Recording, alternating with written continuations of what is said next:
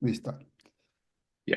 Dear public, my name is Mehdi. I am the Sinn Féin co-officer, but I started this podcast called The Republicans. Obviously, Serj, don't worry about the word. The Republicans in Ireland is completely different than United States. We are much more left ideology people, and we are looking for the reunification of Ireland. In fact, in the end of our podcast, I will ask you your opinion about that. And thank you so much for coming. Of First, course. Thank you for having me on, Mehdi. thank you so much, Serge. Let me introduce you for our public. And I like your definition in Instagram about yourself, which I think the best one, better than Wikipedia. So, ladies and gentlemen, Serge born in Lebanon, 1967, 21st of August, as an Armenian, from Armenian parents. He's an artist, activist, painter, writer, composer, composter, husband, father, and human animal, which I really love it, and the father of Rumi. Can I ask you, Rumi is my favorite poet as well. Why Mhm. Rumi you put it to your son as a name? My wife and I loved his poems. He's one of the most well-read love poets in history. And even though Rumi is not an Armenian name by far, but we found it to be something that, we felt was very profound. Of course, you never think of naming your son Rumi and then yelling, Rumi, stop doing that, which is kind of funny. This is fun. But that's one of the reasons. Yeah. That's beautiful because he has amazing poems, to be honest.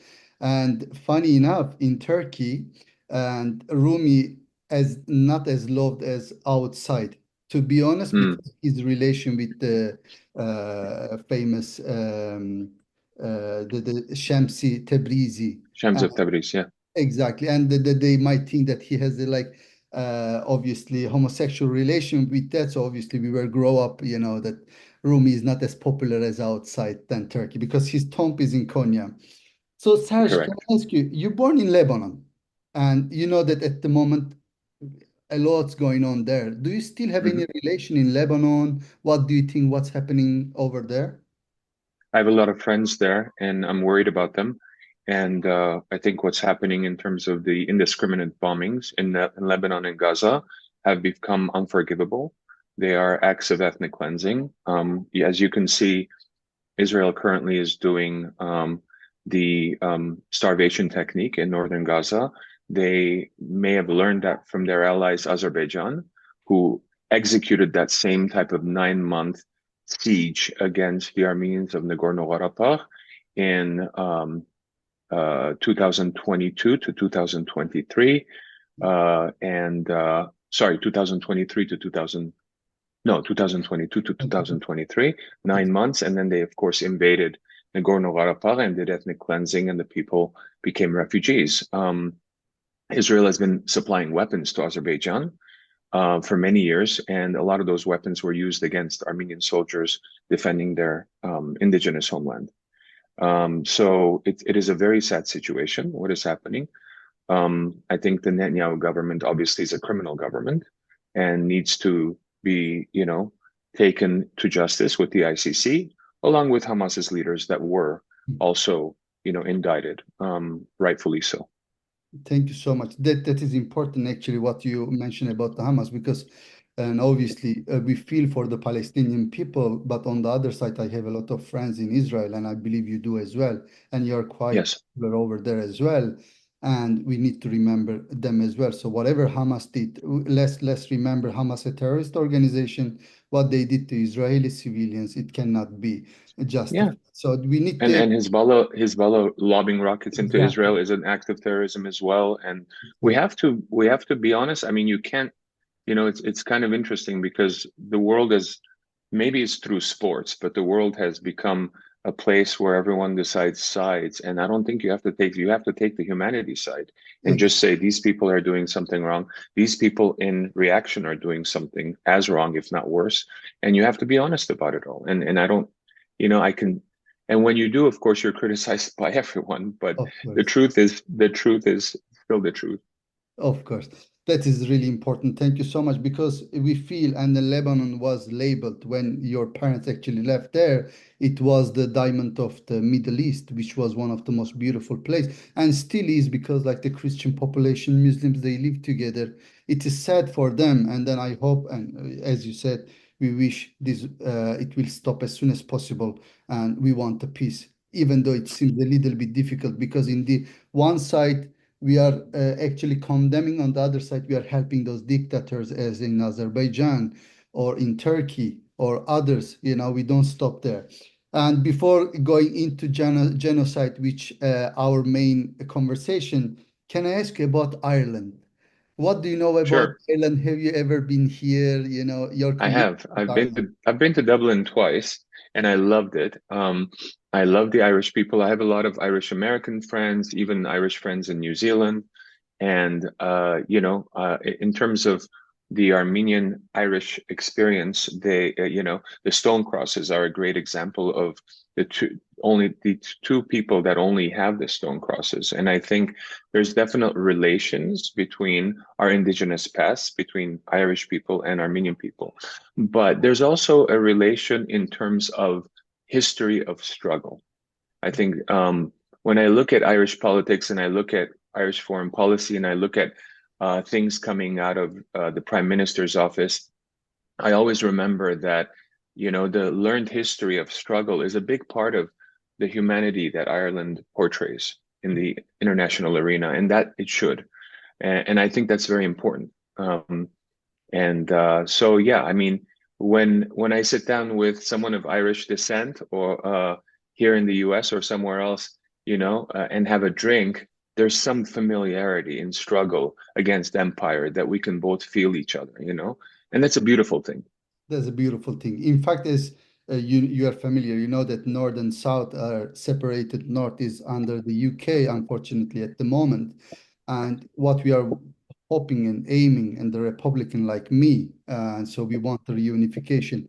Serge would be in favor of the reunification of Ireland.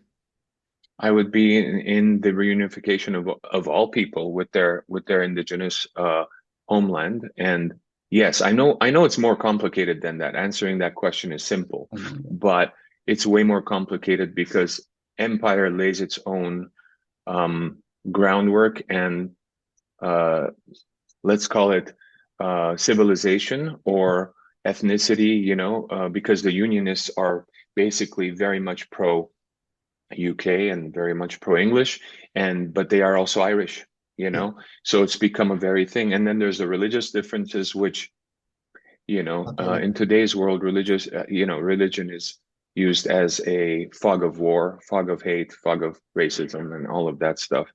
Ultimately, it would be important, but in the right way. I think the peace that was achieved through some of the accords in the 90s, 2000s are very important for Irish modern history. There will always be differences, obviously, but a lot, it's come a long way in terms of Northern Ireland. I mean, it's still called Northern Ireland, Yeah, so, it is, I think unification would be beautiful. I think, just like in Germany, there was unification, East and West Germany and all of that ultimately. But people can unite without people can unite first without the borders uniting as well. And that's what's happening. And that's what's beautiful to see, because borders are a fictitious thing, ultimately. Animals, trees, nature doesn't recognize borders, only humans do. And they're mostly all post-war constructs, right? So, or post-empire constructs, let's say. And so, I think it's the unification of people. The Irish have a huge diaspora, just like Armenians, due to the famine, due to, war and occupation. And, the majority of Irish live outside of Ireland and Northern Ireland, right? Like all around the world, just like Armenians. And I think the unification of Irish people all around is a very important prospect, because that unity will multiply the potency of its culture, the beauty of everything that it means to be Irish. Same with Armenians, and that's something I work on with Armenians. Ladies and gentlemen, this is what differentiates Serj from the other artists. Thank you so much. I was expecting like something really deep. Thank you for that, Serj. So, as you already mentioned about actually religion, right? And I was listening this beautiful song that you wrote, the Rumi, and there is one part actually struck me there about you said when you grown up in your prime, stay away from God and crime. Is Serge also stayed away from God? What is your relation with God? I know that it's a very sensitive question, but Yeah. could be that the reason that what happened in justice is happening in the world, and you might be angry to God. I think the word God has been misused and abused throughout history in many ways. I prefer the indigenous Native American combination word of creator and the spirit that moves through all things. Those make more sense to me as a human being in the 21st century than the word God, because God has been misused so much. So when I say God, I mean fervent religion. You know, I mean very kind of extremist kind of views, you know. And that's why I relate it to crime. Crime is an extremist human act, as far as I'm concerned, you know. Um, so, you know, don't be carried away by things extreme is really the message for my son. Um, yeah. This is beautiful. Thank you, Serge. So before passing the genocide, can I ask you, I saw that you have a new 27th September of this year foundation came out. Beautiful. I was Hmm. listening, and I think most of the people around me who loves rock and who loves just you, and they actually accepted and received really well. And between one of them, I actually really like the song itself, and I believe there is a relation for any Armenian, justice will shine on. Can you tell me the story? It goes to the stories that your grandparents were telling you, and there is, I think, some history behind that song, right? Yes. So it's an old song I had written probably 20, 25 years ago, if not longer. Oh, And it starts, you know, it starts with the stories of my grandparents talking to my grandmother. Can you tell me, dear grandmother, of your childhood from hunger and pain? Because I knew my grandparents' stories of their survival of the genocide. And so, you know, the story kind of encapsulates that personal, you know, narrative from the grandparents. And the chorus ultimately says, we are the children of survivors, justice will shine on. We are the demons of the deniers, those that deny genocide. We're their demons, we're their enemies, you know, justice will shine on. And you know, it's very important for justice to shine on in every aspect of the world. You know, it's the imbalance that we're living. You know, there's physical imbalance, there's, you know, spiritual imbalance, and justice has a lot to do with balance on the planet. of course. Actually, Serge, I know that your grandparents, they came from two different cities. One is Urfa and Hmm. one is Tokat. What it struck me, of course, Urfa was predominantly Armenian. So many Armenians were living there. They were Jewish, and now the Muslims as well. Obviously, unfortunately, just Muslims at the moment.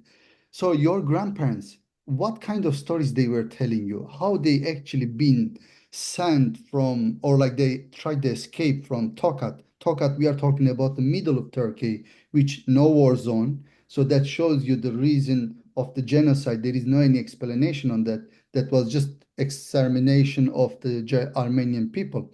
So how they came, they were telling you any stories when you were small or you were asking them the questions.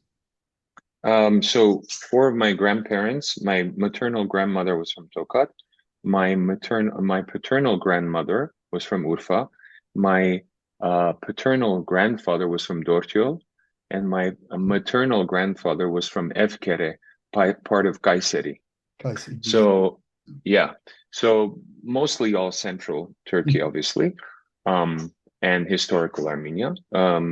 And they each have their own stories of survival and seeing their family perished. I'm not going to get into it right now with each of Of their course. stories, obviously, but they all had similar stories, obviously, of survival, um, with different themes, you know. But the you know, my grandfather's story we know the best because he lived to be pretty old, in his 90s. So we were older as kids to be able to learn his stories more than anyone else's. And I tell very, very detailed stories of my grandfather's life in my book, Down with the System, that just came out 3-4 months ago. And so, and his survival is very, very kind of etched in my memory. But he saw his brothers and sisters annihilated. He saw his dad, taken away by the gendarme, the Turkish gendarme, to never be seen again. And they were put on the road on a pogrom with his mother. He was separated from his mother. And him and his brother had survived in different orphanages. And then he lost his brother at a very young age as well. They, at one point, they were so hungry they couldn't see, because from hunger they were just eating weeds and grass. My grandfather lost his sight. His brother helped him regain it back. His brother was a little more cunning than he was. And, just the life on a pogrom going through the Deir el-Zor desert, to reach Syria as a refugee. And then he moved to Lebanon at a later age. Very, very, rich but traumatic story. Of course. And I can also, for the public, I can share my story, because most of the people sometimes doesn't realize, because I smile, you smile, we try to not remember those memories that being inserted by our grandparents to us. I remember my mother of my grandmother. We in Armenian, we call it yaya. It means, the big grandmother. Dade is like the grandmother. And my yaya, the mother of grandmother, I remember from very vividly, like I was small even. I said, Yaya, how are you? But in Turkish, I said, Serj. And she turned to me. She said, look, my son, I speak Kurdish. I speak Zazaki, which is another dialect of Kurdish. I speak Arabic and I speak Armenian. Don't talk to me Turkish. The anger that she had, the reason, that poor woman, when the gendarme, as you were saying, were coming to looking for them, she was hiding in the barn with her small baby daughter and covered the mouth so she cannot cry for the gendarme, so doesn't find. And you know that before they had a pistol with the knife, so they were looking for them. So she was covering the mouth and scared for them to be found, because baby might cry. Unfortunately, because she was so scared, baby died from nowhere, and until that moment she had that anger inside herself. And I remember the reason that she that day said that, do not talk to me Turkish, I can speak any language that you want. So there are a lot of stories that they were hiding from us, because they don't want us to actually grow up and they were trying to teach us the perfect Turkish accent, so you don't have to grow up and being discriminated. So genocide has so many different aspects. So absolutely, let's come to Ireland. So one of the reasons that I wanted your activism, like it will play important role, and I was talking to members of the parliament of my party as well. We are going to publish or do a motion in the parliament about recognizing the Armenian genocide, because twice recently, last few years, it's been declined. The reason I wanted to read for you, and I would like to hear your opinion. So for public, 24th of April 1915, the Turkish government that time, obviously we are talking about the Grey Wolf and very racist, very nationalist group of people, especially soldiers, they started the genocide against Armenians, but we are talking about the large scale of genocide massacre started from 1860s. So it's not just started. So systematically, we were like more than many places in, for example, Tokat, in different places, more Armenians. There are none at the moment. Either they've been killed or they are in Lebanon or in US, they escape, refuge there.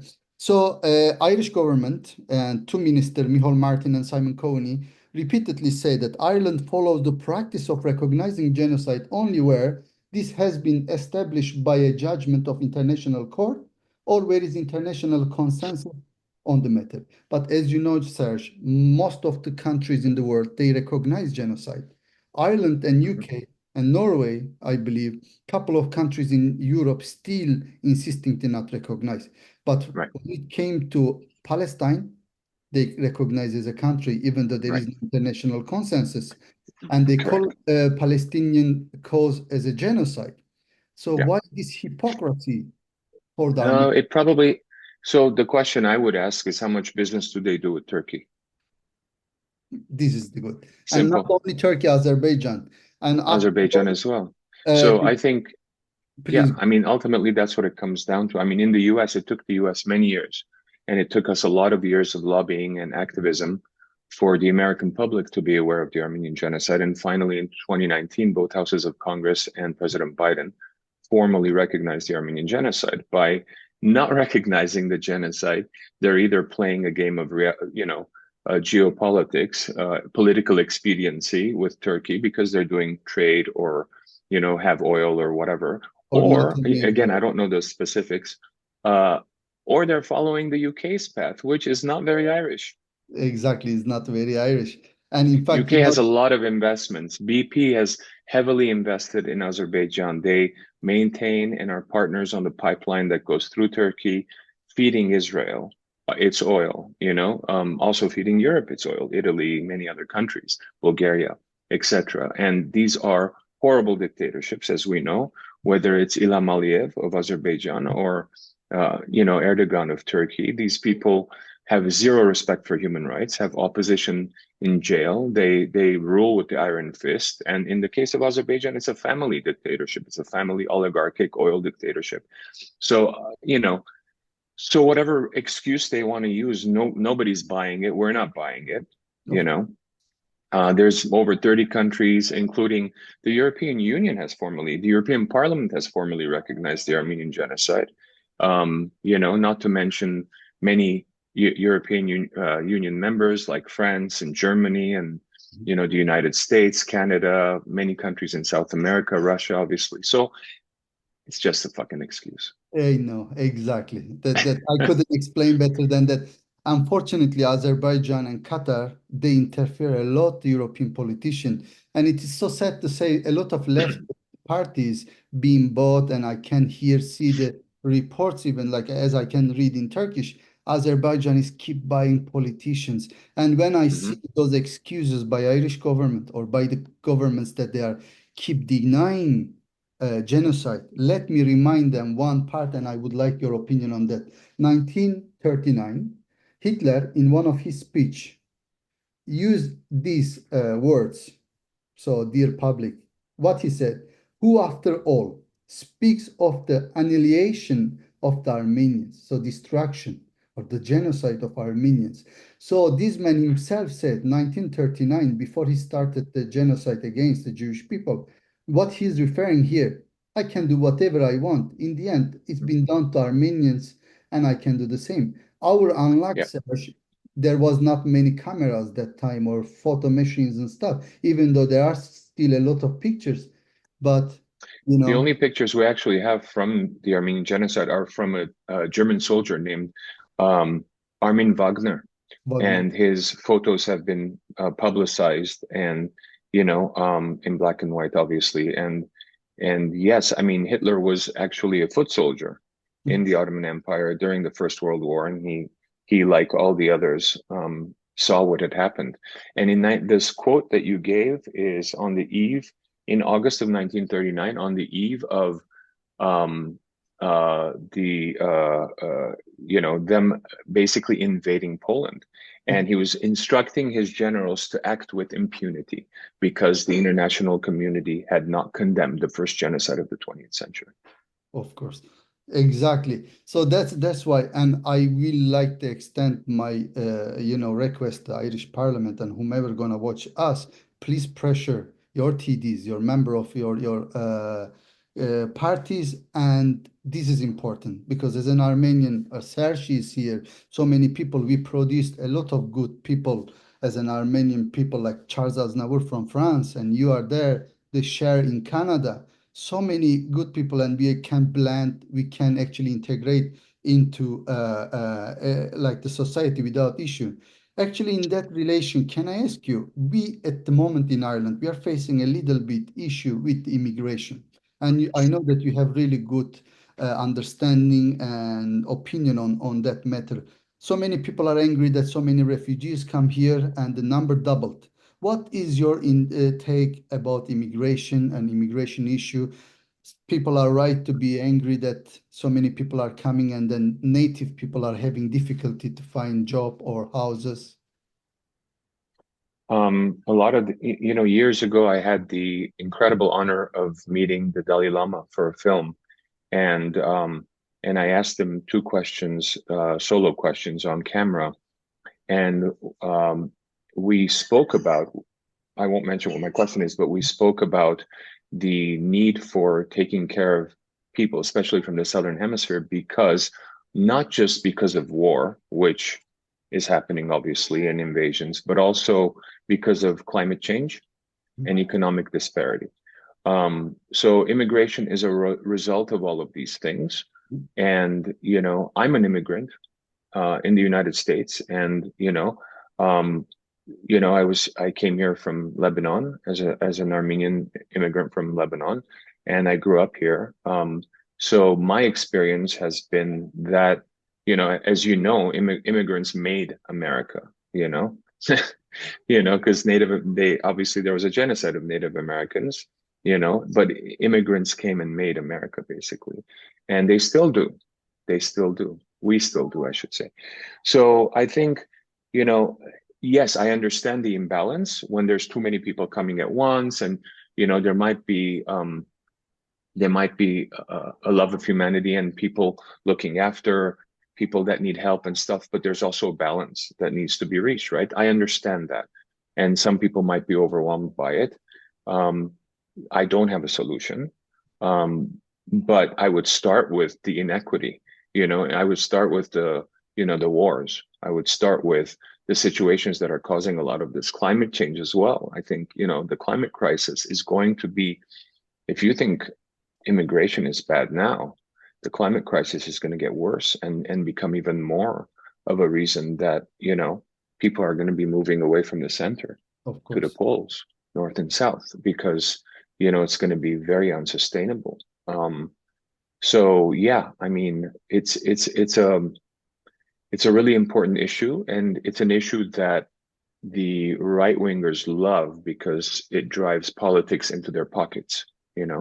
It drives people toward more of their anti-immigrant agenda, which they've always had, even if there was one immigrant coming in. So, and it's all a smokescreen again for right-wing politics. So, I understand countries being, overwhelmed if they're, the United States took very little immigrants and it started all the wars, which is completely unfair to Europe. Right. And you can look at the Artsakh, for example, people there for not becoming massacred by Azerbaijanis. In fact, they were beheading people, civilian, and still 18 political prisoners in the jail, which is injustice. That's right. In Azerbaijan, in Baku, we still have Armenian political prisoners that were the former heads of government and military in Artsakh, and they are being, illegally, based on international law, held in Azerbaijan, while Azerbaijan is doing a climate conference. One of the dirtiest oil polluting dictatorships in the world is doing COP29, which is the most hypocritical thing in the fucking world. Exactly. And then what is funny is how Europe cannot stop this dictator. A couple of weeks ago, if I'm not wrong, they killed one of the opposition man, a journalist, in front of everybody's eyes in Europe. In Europe, they killed one Azerbaijanis. In France, right? In France, yeah. Either in France or Belgium, but it's all the time it's happening, and then basically close your eyes because as you said, interest is happening over it's there. It's time to sanction Azerbaijan for their ethnic cleansing of Nagorno-Karabakh, and it's time to stop buying oil from them. And sanctioning their leadership, their head of businesses, their military, so that they get in line. If you let a criminal act, continue to act with impunity, you're encouraging crimes, right? So Europe needs to do that. there is work being done on that. Council of Europe has spoken about that. For example, European Parliament has mentioned. There's many parliamentarians that have mentioned. It's Irish parliamentarians specifically in the European Parliament. So I think it needs to be done. Needs to be done. We have to sanction, as you said. I will do everything in our power and especially in my power, because Azerbaijan is doing disgusting job. And then I can see even Azerbaijani people are not happy because the salaries that they were taking, sir, were less than people in Artsakh, in Nagorno-Karabakh that they were taking, for example. Yeah. You can see the injustice. But for example, his wife, Aliyev's wife, became the second person of the state. And this is dictatorship, it's totalitarian. And I know that we are coming closer to our time, but can I ask because public was all the time asking me about System of a Down, right? And this is a little bit happier topic. And we are really excited to see that you came back organizing tours and everything. In future, in Europe, we're gonna see you, especially in Ireland. Yeah, I mean, we don't do a lot of tours now, but we do specific shows here and there. We did 2 shows this year in the US. We did a festival that we're related to called Sick New World in Las Vegas, and we did a show at the Golden Gate Park in San Francisco. We are looking at doing more in the coming years on multiple continents. So yes. And if we manage to get Armenian Genocide recognized, will you promise the public that you will do a nice concert for us? I try my chance. I will do my best. I will do my best to convince the guys. Yes. Like you have so many people, so many fun here that they are very excited, and like we would love to see you, because the importance of you and the System of a Down, Serj, the word and meaning behind the songs actually struck us, not only the music itself, not only the rock, and that was important. In fact, can I ask you about the chop suey? Everybody was telling me, Mehdi, can you ask Serj about that famous part from the Bible? Was actually you just open the Bible and pick randomly, or it was studied? I didn't even open the Bible. Rick Rubin tells the story best, our producer. Yeah. We were working on that song in the studio, and we were kind of at an impasse. Maybe we were just tired. And so he said, let's go to my house. We went to his house. He had a huge library on the wall. And he said, let's try an experiment. Let's use the universal experiment and pick a random book, open to a random page, put your finger on something. And that became the middle eighth part of chop suey, which obviously refers to Christ and Father, have you forsaken me, and all of that stuff. And so the song took a completely different turn from wake up, grab brush, and put a little makeup.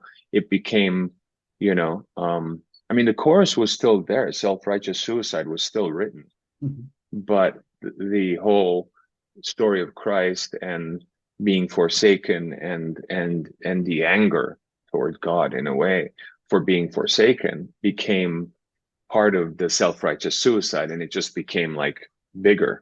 And it was very much, you can use the word random or you can use the word universal, but it was very much that. Beautiful. Thank you so much for that.